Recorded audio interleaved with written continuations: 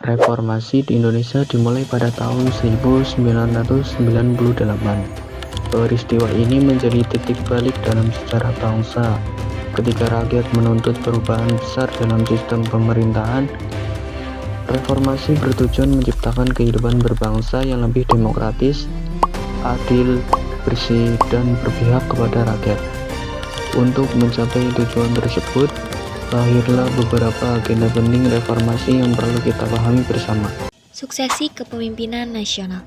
Salah satu agenda utama reformasi adalah suksesi kepemimpinan nasional.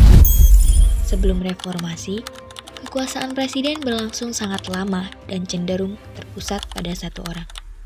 Hal ini menimbulkan pemerintahan yang otoriter. Reformasi hadir sebagai solusi dengan menuntut pergantian pemimpin secara demokratis dan konstitusional melalui pemilu.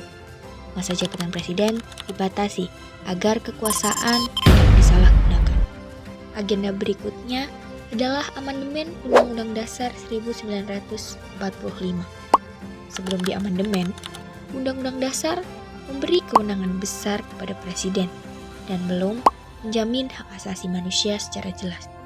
Oleh karena itu, reformasi mendorong perubahan Undang-Undang Dasar 1945 untuk memperkuat demokrasi, membatasi kekuasaan presiden, memperjelas pembagian kekuasaan, serta menjamin perlindungan hak asasi manusia dan sistem check and balance. Pemberantasan KKN. Reformasi juga menyoroti masalah korupsi, kolusi, dan nepotisme atau KKN. Praktik KKN merugikan negara dan menciptakan ketidakadilan di masyarakat. Untuk mengatasinya, reformasi menuntut pemerintahan yang bersih dan transparan melalui penegakan hukum serta pembentukan lembaga anti korupsi guna mengawasi penyelenggara negara. Penghapusan difungsi ABRI pada masa Orde Baru. ABRI memiliki peran ganda di bidang militer dan politik. Kondisi ini menghambat demokrasi dan supremasi sipil.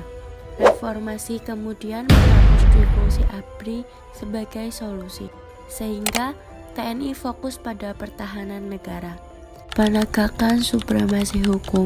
Agenda reformasi selanjutnya adalah penegakan supremasi hukum. Sebelum reformasi, hukum seringkali tajam ke bawah dan tumpul ke atas.